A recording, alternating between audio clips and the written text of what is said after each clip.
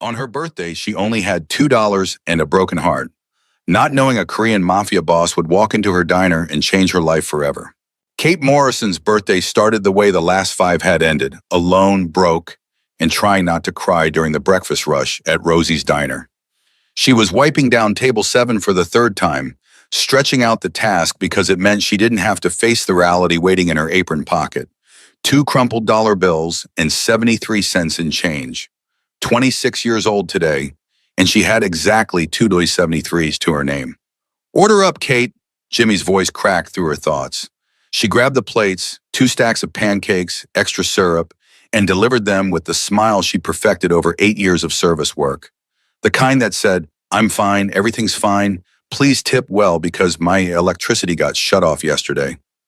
The morning crowd thinned around 10.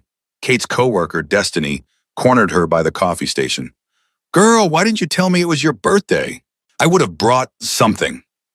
"It's not a big deal," Kate lied, refilling the sugar dispensers with hands that shook slightly from skipping dinner last night and breakfast this morning.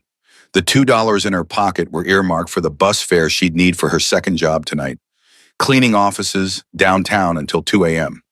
"The hell, it's not a big deal. You're 26. That's like a real adult birthday." Destiny pulled out her phone. "Hey, let me at least post something on—" "Don't." Kate's voice came out sharper than intended. "Please, I just want to get through today like any other day." Because acknowledging it was her birthday meant acknowledging that her mother hadn't called, that her father, wherever he was, wouldn't remember, that her ex-boyfriend, Travis, had her blocked on everything after she'd refused to loan him money she didn't have, that every friend from college had moved on to careers and relationships and lives that didn't include struggling to afford ramen. The lunch rush started early. Kate moved through it on autopilot, taking orders, delivering food, clearing tables, smiling until her face ached. A businessman left her 50 cents on a $40 check. A woman asked for her manager because Kate had brought Coke instead of Diet Coke, even though the woman had definitely said regular. A teenager called her ma'am in that way that made 26 feel ancient. At 2:47 p.m., Kate was in the bathroom, leaning against the sink, trying to breathe through the anxiety that had been building all day. Her reflection looked exhausted. Dark circles under brown eyes, hair scraped back into a bun that had started neat 8 hours ago. The cheap polyester uniform that made her look washed out. Her phone buzzed. A text from her landlord. "Rent was due yesterday. Pay by Friday or start packing." Kate's rent was $950 for a studio in South Central that had roaches and a broken heater. She had $2.73.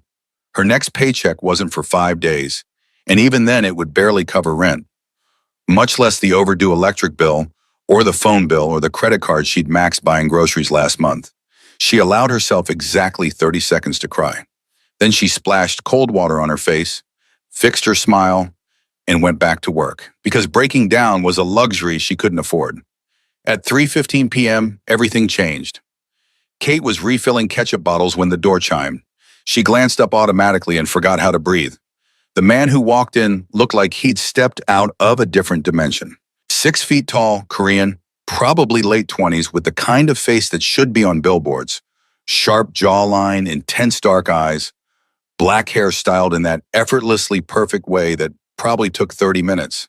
He wore a charcoal suit that screamed money, a crisp white shirt open at the collar, and moved with the coiled grace of someone who knew exactly how dangerous he was. Behind him came 3 other men, all Korean, all in suits, all scanning the diner like Secret Service agents. The lunch crowd went quiet.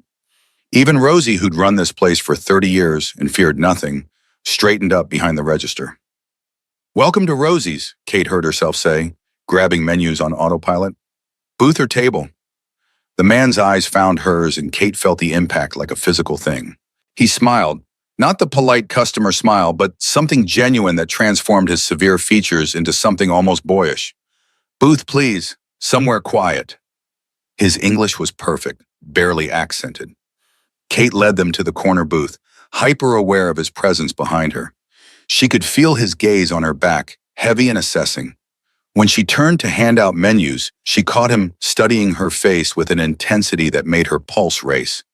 "I'm Kate. I'll be your server today. Can I start you with drinks?" "Coffee. Black." He handed the menu back without looking at it, still watching her. And whatever you recommend for lunch, I trust your judgment. Something about the way he said trust made her stomach flip. His companion ordered efficiently, more coffee, burgers, the meatloaf special. Kate scribbled it down and escaped to the kitchen, pressing her back against the wall and trying to calm her racing heart. Girl, who is that? Destiny hissed, peering through the order window. He looks like a whole entire K-drama lead. I don't know, but he's got a bodyguards. Nobody has bodyguards in South Central unless they're very important or very dangerous. Or both, Destiny said, eyes wide. You better get a good tip from Mr. Handsome.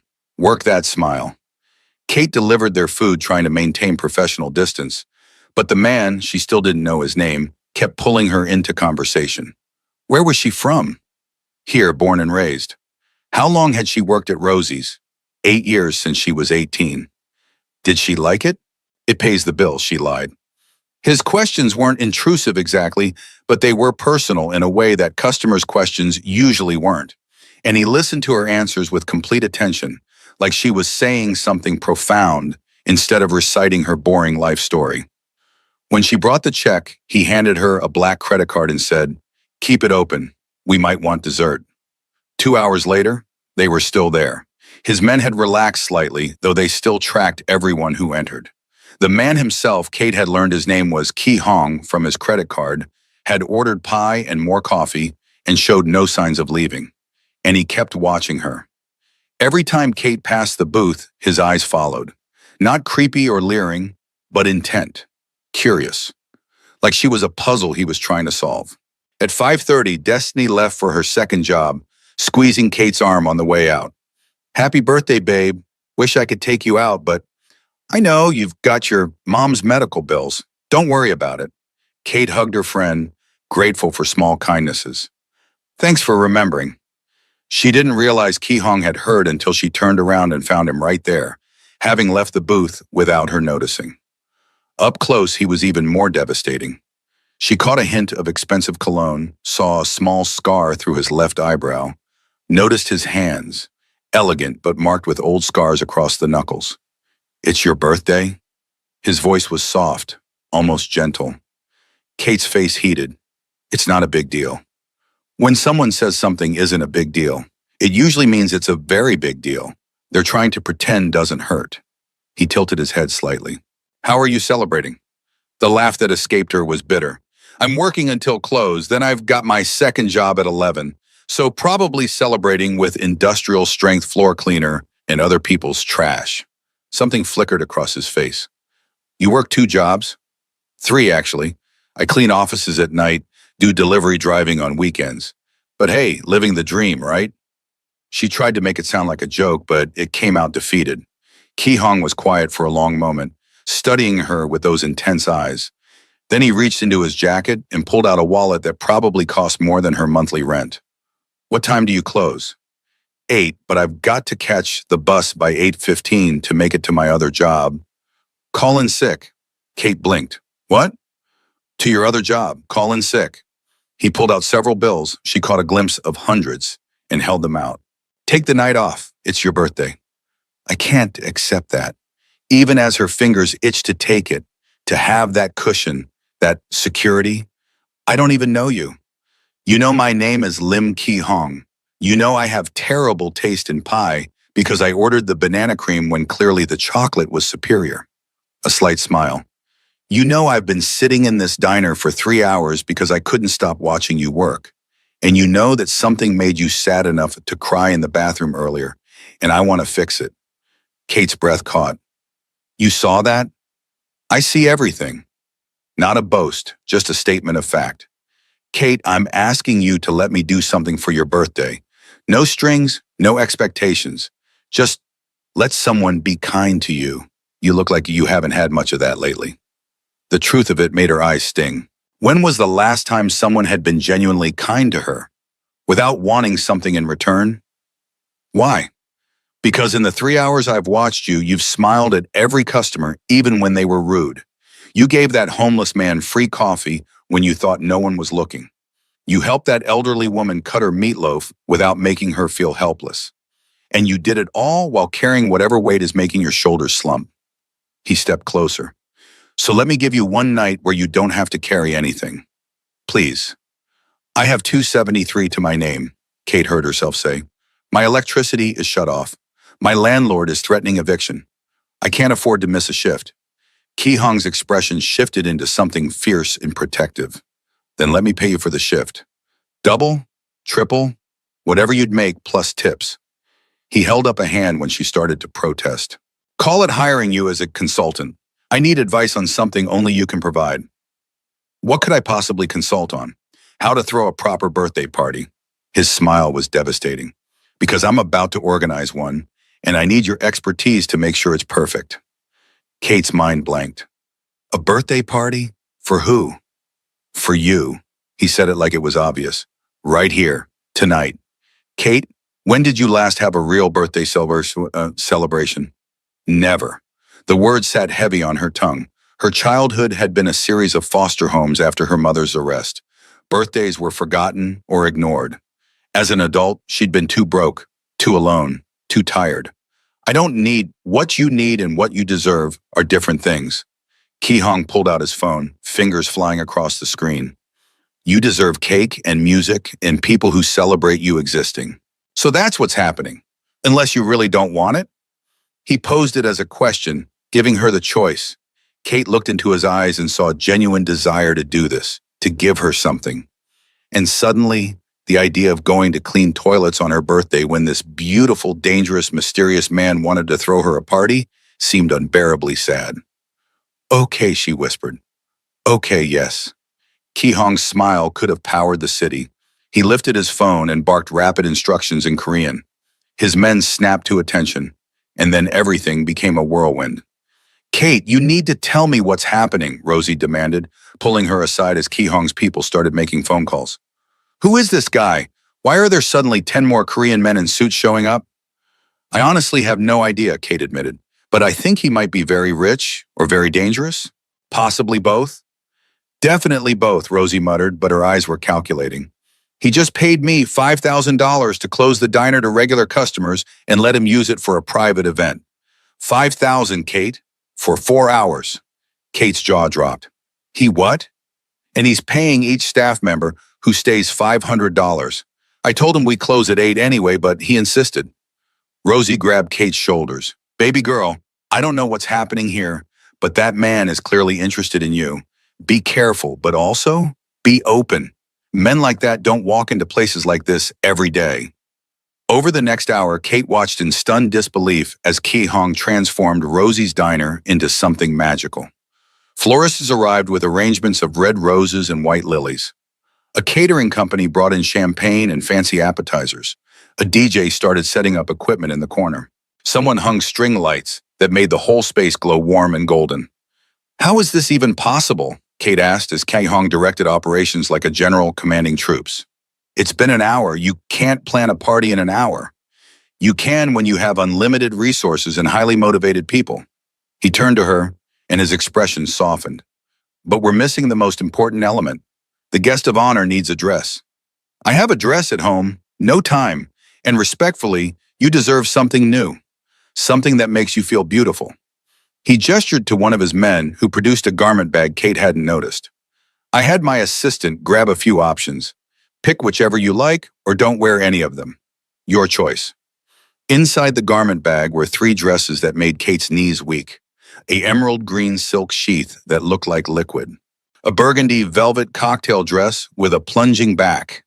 And a golden dress covered in delicate beading that caught the light like captured stars. These probably cost more than I make in 6 months, Kate breathed, fingers hovering over the gold dress, afraid to touch it. They're yours regardless of whether you wear them tonight. Ki Hong's voice was gentle. But I think the gold one would be stunning on you. It matches the warm undertones in your skin. Kate looked up sharply. You know about undertones? I know about a lot of things. He smiled. Go, get ready. Your party starts in 30 minutes. The diner's single bathroom became a makeshift dressing room. Kate changed into the gold dress with shaking hands, barely believing the woman in the mirror was her. The dress fit perfectly, hugging curves she usually hid under baggy uniforms. The beading caught every movement, making her shimmer. She let her hair down from its bun, natural curls falling past her shoulders in a way she usually couldn't afford the time or products to maintain. Her makeup was minimal, just mascara and lip gloss from the emergency kit in her purse. But somehow she glowed.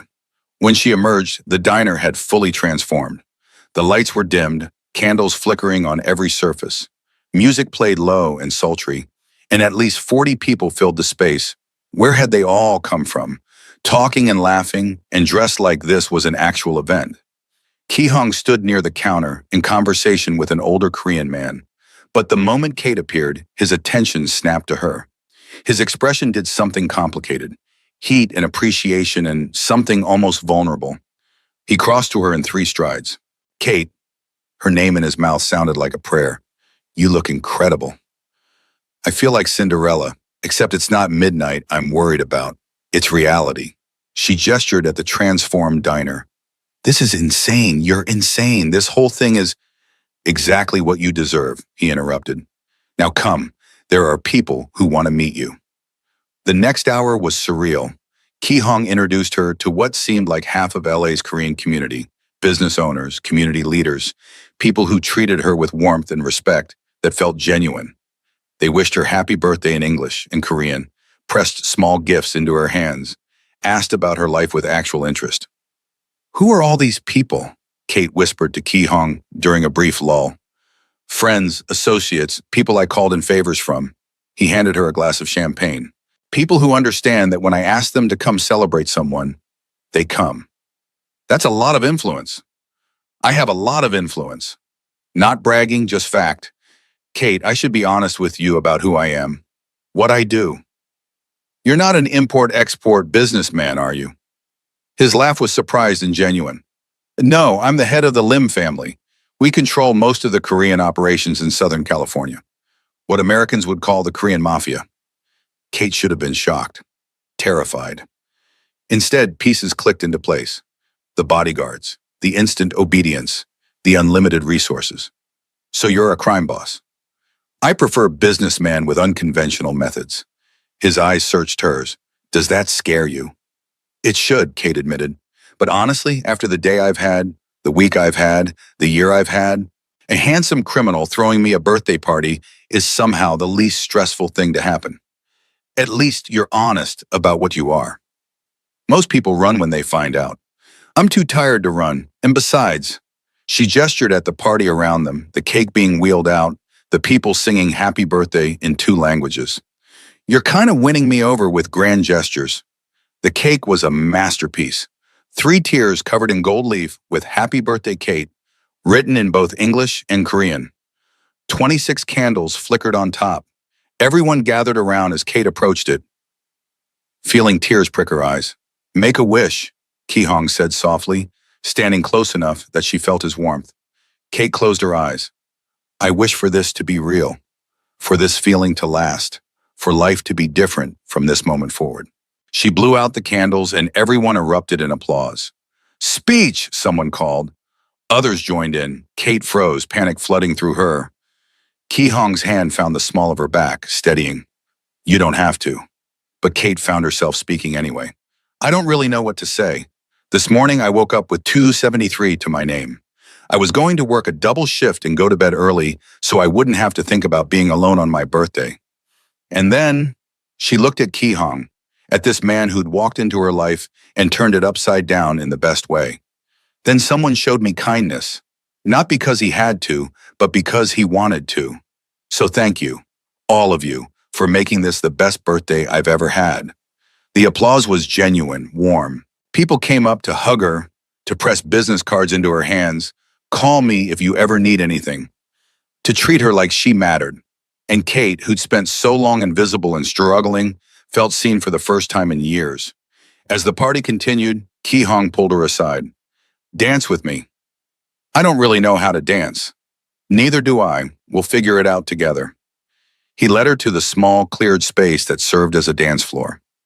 The DJ, who Kate now realized was someone's uncle who'd apparently spun at clubs in Seoul, put on something slow and jazzy. Ki-hong's hands settled on her waist, warm through the thin fabric of her dress. Kate's breath caught as he pulled her close, their bodies fitting together like puzzle pieces. She'd never felt so aware of another person, the solid strength of him, the way he smelled like expensive cologne, and something darker, the heat of his palm against her skin. "Why are you doing this?" she asked quietly as they swayed.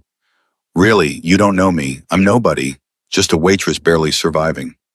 "You're not nobody." His voice was fierce. "Kate, I've spent 3 hours watching you today. I saw how you treated every customer with dignity even when they didn't deserve it. How you slipped that kid extra fries when his mother couldn't afford a larger meal. How you kept smiling even though you were falling apart inside." His hand tightened on her waist. "You're surviving in a system designed to break people like you, and you're doing it with grace and kindness intact. That's not nobody. That's extraordinary." "You saw all that in 3 hours?" "I see everything," he repeated. "It's how I've stayed alive in my world. Reading people, understanding motivations, seeing what others miss." He spun her gently, and when she came back to him, his eyes were intense. "And I saw you, Kate Morrison, really saw you. And I haven't been able to stop thinking about what it would be like to make your life easier, happier, better." "Why would you want to do that?" "Because the moment you smiled at me, that first real smile, not your customer service face, I felt something I haven't felt in 5 years. Interest, attraction, the possibility that maybe I could be more than my father's legacy and my organization's leader." He pulled her closer, and Kate's heart hammered. "You made me want to be the kind of man who deserves to make you smile again." That's a lot of pressure for someone who was crying in a bathroom 4 hours ago. His laugh rumbled through his chest. "Fair. Then how about this? I think you're beautiful, fascinating, and stronger than you know. And I'd like permission to spend more time with you. To take you on actual dates, to see if this thing I'm feeling is real or just temporary insanity." "Temporary insanity from what? Throwing birthday parties for strangers?" "From meeting someone who makes me believe in possibilities I'd given up on." The song ended. They stopped moving but didn't separate. Kate looked up into Ki Hong's eyes and saw something that terrified and thrilled her. Genuine feeling. Real interest. The kind of intensity that could either save her or destroy her. "I have nothing to offer you," she said honestly. "No money, no connections, no life that would fit with yours. I'm broke and exhausted and kind of a mess." "You have yourself. That's more than enough." He cupped her face gently. "Kate, I don't want you to fit my life. I want to build something new that works for both of us. Starting right now. Starting with making sure you never have to choose between electricity and food again." "I can't let you pay my bills. I don't even know you." "Then get to know me. Let me take you to dinner tomorrow. Let me show you who I am beyond the organization and the reputation. Give me a chance to prove I'm serious about this." His thumb brushed across her cheek. "Give us a chance, we want." Kate knew this was crazy, knew she should say no, should protect herself, should not let a gorgeous criminal sweep into her life and promise to fix everything. But standing there in a gold dress that cost more than her rent, surrounded by people celebrating her existence, feeling seen and valued for the first time in memory, how could she say no? "Okay," she whispered. "Okay, yes. Take me to dinner. Show me who you are. Let's see if this is real." Ki Hong's smile was brilliant. He leaned in slowly, giving her time to pull away. Kate didn't. His lips met hers in a kiss that was gentle and searching and absolutely perfect. Around them, people cheered, but Kate barely heard it. She was too busy feeling like her life had just split into before and after. Before Ki Hong and after. The party continued for another 2 hours. Kate danced and laughed and ate cake and felt light in a way she'd forgotten was possible. Ki Hong stayed close, always touching her, a hand on her back, fingers laced through hers, his jacket draped over her shoulders when she got cold. "I need to tell you something," he said as midnight approached. They were sitting in a booth, her feet aching pleasantly from dancing, her head slightly fuzzy from champagne. "About why I was at the diner today. You weren't just randomly craving mediocre coffee?" He smiled, but it didn't reach his eyes. "No, I was there for business. There's a restaurant owner 2 blocks over who owes my organization money. I was in the neighborhood to collect when I saw you through the window. You were helping that elderly woman, and your smile was so genuine, so warm. And I thought, when was the last time someone looked at me like that? like I was just a person, not a weapon or an asset or something to fear. So you came in for coffee and stayed for 3 hours? I came in because I couldn't not come in, and I stayed because I couldn't leave. Kate, I've spent 5 years building my father's empire, being the leader everyone needs me to be. I've forgotten how to be just Ki Hong. But today, watching you work, talking to you, seeing you in that gold dress, I remembered what it feels like to want something for myself. Not for the organization, not for family honor, just for me. And what do you want? You. Simple, direct, devastating. I want to know everything about you. I want to make you laugh. I want to wake up next to you and hear about your dreams. I want to introduce you to my mother and watch her inevitably fall in love with you, because how could she not? He took her hand. I want to build something real with you, Kate, if you'll let me. Your mother, Kate repeated weakly. Ki Hong, we just met. This is our first conversation. We can't what? Feel something real? Feel something immediate? He leaned closer. Kate, I'm 28 years old. I've dated extensively. I know what attraction feels like, what infatuation feels like, what convenience feels like. This isn't any of those things. This is recognition. Like my soul saw yours and said yes. Finally, here she is. That's very romantic for a criminal. I'm Korean. Romance is in our blood. Have you never seen a K-drama? Kate laughed despite herself. I can't afford Netflix. Well, now you can. I'm paying your bills, remember? At her expression, he held up both hands, which we'll discuss properly tomorrow. Over dinner, where I will present a formal proposal for how I can help you without making you feel like a kept woman or charity case. There's no way to do that that won't feel weird. Then we'll be weird together. Kate, I have more money than I could spend in 10 lifetimes. Letting you struggle when I could help with a fraction of what I spend on suits in a month? That's unconscionable. Let me fix your immediate problems so you can breathe, and then we'll figure out everything else. Why do you even care? I'm still nobody to you.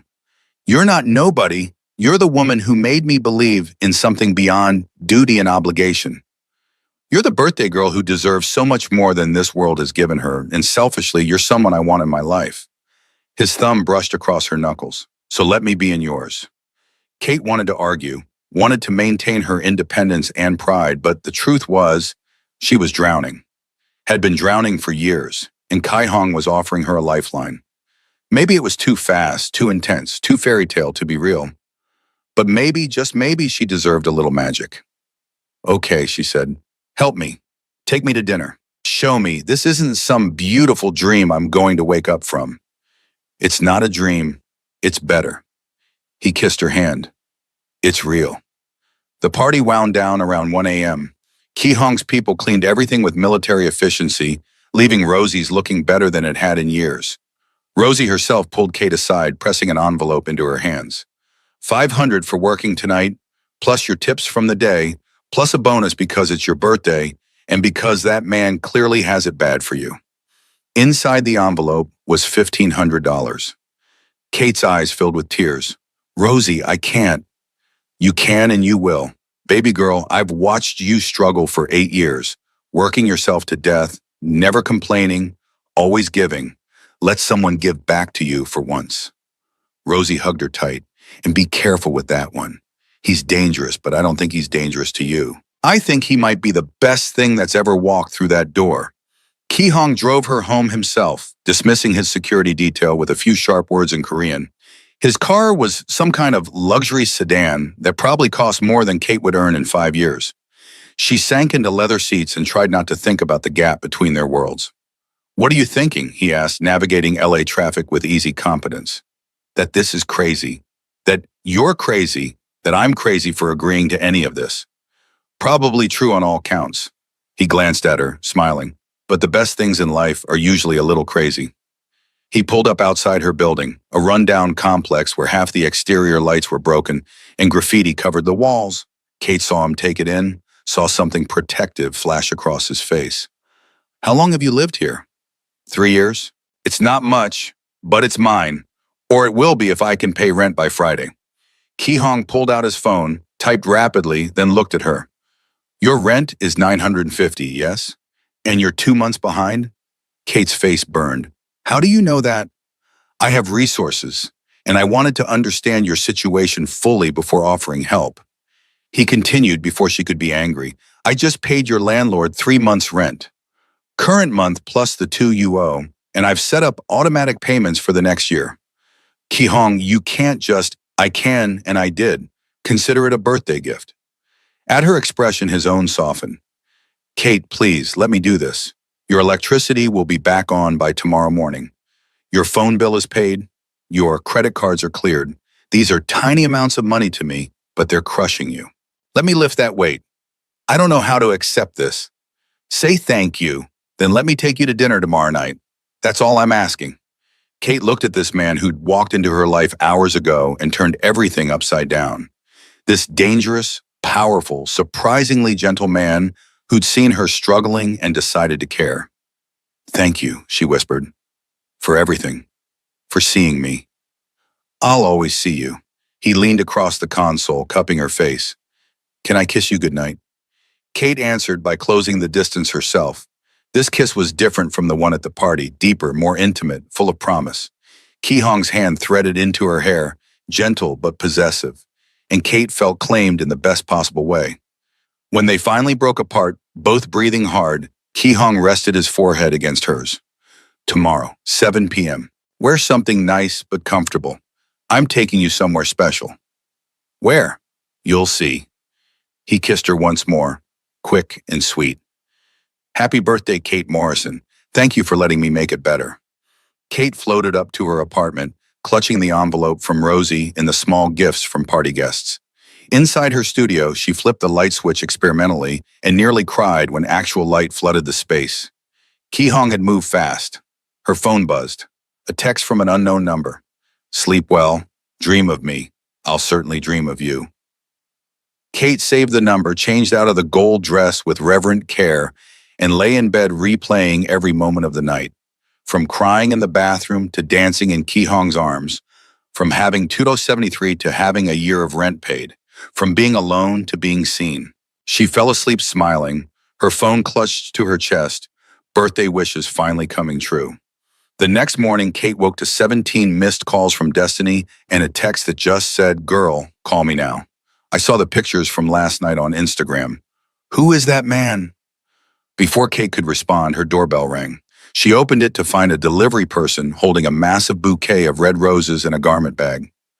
Kate Morrison? That's me. Delivery from Mr. Lim. The person handed over everything and left before Kate could tip them. The card attached to the roses read, "Good morning, beautiful. Looking forward to tonight. The dress is for you to keep. You look it too perfect in it to give it back. Dream well." Inside the garment bag was the gold dress from last night, professionally cleaned and pressed. Kate buried her face in the roses and let herself feel it, the giddy, terrifying, exhilarating rush of new feelings. Her phone rang. Destiny. Kate answered, bracing herself. Kate Morrison, you better start talking right now. Who is Lim Ki-hong? Why is he throwing you parties? And when did you become friends with half of Koreatown's elite? It's complicated. Complicated how? Complicated like he's married? Complicated like he's secretly an axe murderer? Complicated like he runs the Korean Mafia and decided to throw me a birthday party after watching me cry in the bathroom at work. Silence. Then, I'm sorry, what? Kate told her everything. The whole surreal story from Ki-hong walking into the diner to the kiss outside her building. Destiny listened without interrupting, which was how Kate knew she was truly shocked. Okay, Destiny finally said. Okay, so let me get this straight. A gorgeous Korean crime boss walked into Rosie's, saw you, decided he was in love, and threw you a party with 40 guests, champagne, and a 3-tier cake. Then he paid all your bills and asked you to dinner. That's the summary, yes. And you said yes to the dinner. I did. Kate, honey, that's either the most romantic thing I've ever heard or the beginning of a true crime podcast. I'm hoping for romantic. Me too, but girl, be careful. Men with that much power and money, they're used to getting what they want. Make sure he sees you as a person, not a project or a possession. He does, I think. He sees me in a way no one else ever has. Kate touched the roses. Destiny, what if this is real? What if it's not too good to be true? Then hold on to it with both hands. But keep your eyes open, okay? I love you too much to watch you get hurt. They talked for another hour before Destiny had to go to work. Kate spent the day in her apartment, the first day off in months, just processing. She reorganized her tiny space, did laundry without worrying about quarters, ate actual food instead of ramen, and she thought about Ki-hong. At 5 p.m., she started getting ready for dinner. The gold dress felt too fancy, so she chose one of her own dresses, simple black, nothing special, but clean and professional. She took time with her hair and makeup, trying to look like someone who belonged in a crime boss's world. Ki-hong arrived exactly at 7 p.m., wearing dark slacks and a black button-down that made him look devastating. His eyes lit up when she opened the door. "You look beautiful. This dress cost $30 at Target. I don't care what it cost. You wear it like it's couture." He offered his arm. "Ready?" The restaurant he took her to was high-end Korean BBQ, the kind with private rooms and servers who grilled everything tableside. Ki-hong had reserved the best room. Quiet, intimate, with a view of the city lights. "I wanted somewhere we could talk without interruption," he explained, as they settled onto cushions at the low table. "Somewhere I could get to know you properly." "What are you doing? Do you want to know?" "Everything. Start from the beginning. Where did you grow up? What was your childhood like? What are your dreams beyond surviving?" So Kate told him about being born to a teenage mother who struggled with addiction, about bouncing between foster homes after her mom's arrest when Kate was 7, about aging out of the system at 18 with nothing, about community college and big dreams that got deferred when reality hit, about working 3 jobs and still barely making it, about feeling invisible and insignificant and forgotten. Ki-hong listened with complete attention, his expression growing more fierce as she spoke. When she finished, he reached across the table and took both her hands. "You're not invisible. Not to me. Not ever again." His voice was intense. "Kate, everything you have survived, that takes strength most people can't imagine. You did it alone, without support, without resources, and you still have kindness left. That's extraordinary. Or stupid. Sometimes I think if I was smarter, I would have given up and been less miserable. Surviving isn't stupid. It's the bravest thing you can do." He squeezed her hands. "Now let me tell you my story, so you know what you're getting into." Ki-hong's story was different but similarly painful.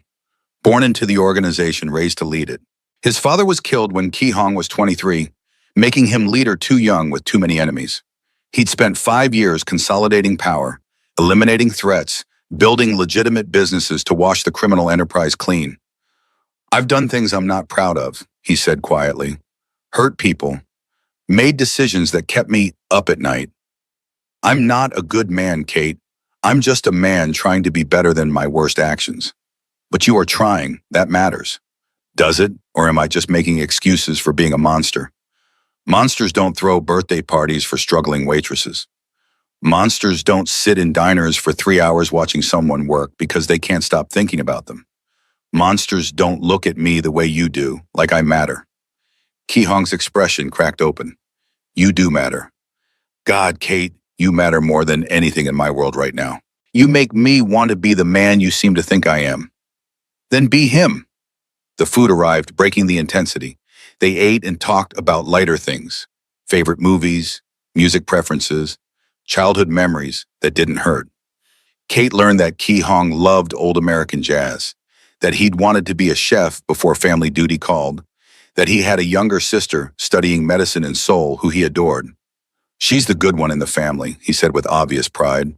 "Smart, compassionate, everything I'm not. She hates what I do but loves me anyway. I'd like to meet her someday. She'd like you. She's always telling me I need someone who sees past the organization to who I actually am." His foot found hers under the table. "I think I've found that someone." After dinner, Ki-hong didn't take her home immediately. Instead, he drove to Griffith Observatory, which was closed to the public but apparently not to him. A security guard let them in with a respectful nod. "How did you arrange this?" Kate asked as they climbed stairs in the dark. "I donated a significant amount to their education programs. They're flexible about occasional after-hours visits." The view from the observatory terrace was stunning, all of Los Angeles spread out below them like a carpet of lights. Ki Hong stood behind Kate, arms around her waist, chin resting on her head. I wanted to show you something, he said quietly. This city. From up here you can see everything. All the neighborhoods, all the different worlds existing side by side. And I wanted you to know that any part of it you want, it's yours. You want to go back to school? I'll pay. Want to start a business? I'll fund it. Want to travel? I'll arrange it. He turned her to face him. I don't want you just surviving anymore, Kate. I want you thriving. Why? We barely know each other. Because I see who you could be without the weight of poverty crushing you. I see the brilliant, capable, extraordinary woman you are when you're not exhausted from working 3 jobs. And I want to give that woman space to bloom. That's a lot of pressure. It's not pressure. It's possibility. He cupped her face. Kate, I'm not asking you to be anyone other than yourself. I'm just asking to remove the barriers preventing you from being the fullest version of yourself. What would you do if money wasn't an object, if you could pursue any dream? Kate had never let herself think about it. Dreams were luxuries she couldn't afford. But standing there with the city spread below and Ki Hong's arms around her, she let herself imagine.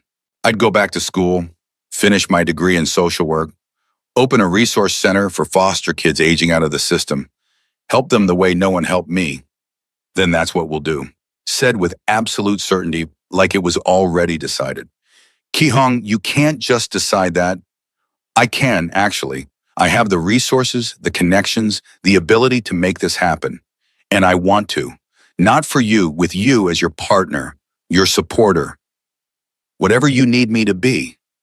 Why? Kate's voice broke. Why me? Why now? I'm nobody special, nothing exceptional. Stop saying that. His voice turned fierce. You are special. You're exceptional. And the fact that you can't see it breaks my heart. Kate, you've survived things that would have destroyed most people. You've maintained your kindness and compassion despite this world giving you every reason to be bitter. You smile at strangers and help people who can't help you back. That's who you are. That's what makes you extraordinary. Or maybe just naive. Not naive, good. There's a difference. And Kate, he pressed his forehead to hers. I've spent 5 years surrounded by people who want something from me. Power, money, protection, status. You're the first person who looked at me and just saw a man. Who let me be Ki Hong instead of Boss Lim. That's priceless. You're priceless. Kate kissed him because words felt insufficient. Kissed him with everything she had, gratitude and hope and the terrifying feeling blooming in her chest that might be love. Ki Hong responded instantly, arms tightening around her, kissing her back like she was oxygen. When they finally broke apart, Kate whispered, I'm falling for you. I know it's too fast. I know it's crazy, but I can't help it. Then fall. I'll catch you. His smile was tender. I'm already halfway in love with you, Kate Morrison, and I think by the end of this week, I'll be completely gone. They stayed on that terrace for hours, talking and kissing and planning a future that felt impossible but somehow real. And when Ki Hong finally drove her home as dawn broke, Kate felt like a different person than the one who'd woken up crying on her birthday 2 days ago. The next 6 months were a whirlwind. Ki Hong integrated Kate into his life with determination. She met his sister via video call and liked her immediately. She attended family dinners where his mother, initially skeptical, slowly warmed to her. She learned about his world, the dangerous parts and the surprisingly normal parts, and somehow found her place in it. Ki Hong kept his promises. He enrolled Kate in USC's social work program, covering tuition and living expenses so she could quit her other jobs and focus on school. He helped her find a better apartment in a safer neighborhood, and he started planning the resource center she dreamed about, involving her in every decision. But it wasn't one-sided. Kate brought light into Ki Hong's dark world. She made him laugh, challenged his decisions, refused to be intimidated by his reputation. She attended his business functions and charmed his associates. She reminded him why he was trying to go legitimate in the first place, because there was more to life than power and control. They fought sometimes, about his dangerous work, about her independence, about how fast they were moving. But they always came back together, communicating in ways Devon never had, respecting each other's boundaries while pushing each other to grow. You make me want to be better, Ki Hong told her one night, 6 months in. They were in his penthouse, her head on his chest, his fingers tracing patterns on her back. Before you, I was just going through motions, building power for its own sake. But you remind me there's a reason for all of it, that I can use what I have to help people, to build something meaningful. You were always capable of that. You just needed permission to want it. You gave me that permission. You made me believe I could be more than my father's legacy. Kate lifted her head to look at him.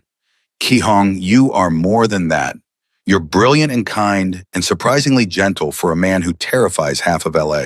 You're building legitimate businesses, investing in the community, helping people. That's not your father's legacy. That's yours. He kissed her softly. Marry me. Kate's breath caught. What? Marry me, say. Be my wife, my partner, my everything. Help me build this new life. Grow old with me. Say yes. Ki-hong, we've only known each other 6 months, and I've known you were mine since the first moment I saw you crying in that bathroom. Kate, I love you completely, desperately, forever. And I know it's fast, but when you know, so marry me, please. Kate looked into his eyes and saw her future. Saw the family they could build, the center they'd create, the life they'd share. Saw past the dangerous reputation to the man who'd seen her when she was invisible, who'd celebrated her birthday when no one else remembered, who'd lifted her up without making her feel small. Yes, she whispered. Yes, you insane man. I'll marry you. Ki-hong's joy was incandescent. He produced a ring, a stunning diamond that he'd apparently been carrying for weeks, waiting for the right moment. It fit perfectly. I love you, he said, sliding it onto her finger. Thank you for seeing me. Thank you for taking a chance on me. Thank you for making my life mean something beyond duty and obligation. I love you too. Thank you for seeing me first, for making me believe I was worth celebrating, for giving me space to be more than just surviving. They made love that night with new tenderness, celebrating the future they had built together. And Kate thought about the girl who'd started her birthday with $2.73 and a breaking heart, and the woman she'd become, loved, valued, seen. The wedding happened 3 months later. Kate wanted something small, but Ki-hong's world required something larger. They compromised with an elegant ceremony that honored both their backgrounds, Korean traditions mixed with personal touches that made it uniquely theirs. Kate walked down the aisle in a dress that combined a white Western gown with traditional Korean elements. Her foster sister from childhood, the only family she'd kept in touch with, by her side. Ki-hong waited at the altar looking devastating in a custom suit, and when he saw her, his expression cracked open with emotion. The vows they exchanged were personal, honest. Ki-hong promised to always see her, to support her dreams, to build a life where she never felt invisible again. Kate promised to be his light, to challenge him, to stand beside him as he became the man he wanted to be. I was nobody until you, Kate said, tears streaming. Just a waitress with $2.73 and broken dreams. You made me see myself differently. Made me believe I was worth celebrating. I promise to never let you forget that you're more than your worst moments, that you're capable of extraordinary kindness, that you're enough exactly as you are. Ki-hong was openly crying. You were never nobody. You were always extraordinary. You just needed someone to see it. I promise to spend every day proving you made the right choice, trusting me, that I'm worthy of your love, that we can build something beautiful from broken pieces. When the officiant pronounced them husband and wife, Ki-hong kissed her like she was oxygen. The assembled guests, a mix of Korean community leaders, Kate's college friends, workers from Rosie's Diner, and carefully selected organization members going legitimate, erupted in applause. At the reception, Rosie gave a toast that had everyone laughing and crying. I've known this girl since she was 18 years old, working double shifts and never complaining. Watched her give her last dollar to customers who needed it more. Watched her survive when others would have broken. And then one day, this man walked into my diner and looked at her like she hung the moon. I knew then trouble was coming, but the best kind of trouble, the kind that changes everything. Ki-hong's sister flew in from Seoul and pulled Kate aside. My brother was lost before you, going through motions, building power because he didn't know what else to do. You gave him purpose, gave him love. Thank you for seeing the man he is behind everything else. Thank you for raising such a good man, Kate replied, for loving him enough to call him on his bullshit. They danced until 3 a.m. Ki Hong insisted on recreating their first dance from the birthday party, the DJ playing the same jazz song. Kate pressed close to her husband, and marveled at how far they'd come. What are you thinking? Ki Hong murmured against her hair. About champagne dying on marble. About having $2.73. About crying in a bathroom and thinking my life was over. She looked up at him. About how the worst day of my life led to the best. I think about that too. About walking into Rosie's for business and finding my entire future waiting tables in a polyester uniform. His arms tightened around her. Best decision I ever made, following that impulse. Best birthday I ever had. Just wait for this one. I've already started planning. Kate laughed. You're going to throw me a party every year for the rest of our lives, aren't you? Obviously, you deserve to be celebrated. Every single year, for the rest of our lives. He kissed her softly. Happy beginning, Mrs. Lim. Happy beginning, Mr. Lim. 5 years later, Kate stood in the completed Foster Youth Resource Center, the one she'd dreamed about, that Ki Hong had helped build. Around her, 20 young people who'd aged out of the system received support, education, job training, and hope. Everything she'd never had. You did this, Ki Hong said, coming up behind her with their 2-year-old daughter on his hip. Their daughter, a perfect mix of both of them, with Kate's smile and Ki Hong's eyes, reached for her mother. We did this, Kate corrected, taking their child. You funded it, believed in it, made it real. I just provided resources. You provided the vision, the heart, the understanding of what these kids need. This is your legacy, Kate. Kate looked around at the center, at the young people finding hope, at the staff she'd trained, at the programs changing lives. Then she looked at Ki Hong, at their daughter, at the life they'd built from that impossible first meeting. No, she said softly, our legacy, everything we build together. Ki Hong kissed her temple. Together. Always. That night, after putting their daughter to bed, Kate found an old photo from her birthday party, the first one 7 years ago. She barely recognized herself in the gold dress, eyes wide with wonder, Ki Hong's arm around her waist. Look what I've found, she showed Ki Hong. He studied it, smiling. You were so scared that night, terrified I was some kind of fever dream you'd wake up from. I was right to be scared. You changed everything. We changed everything. Together.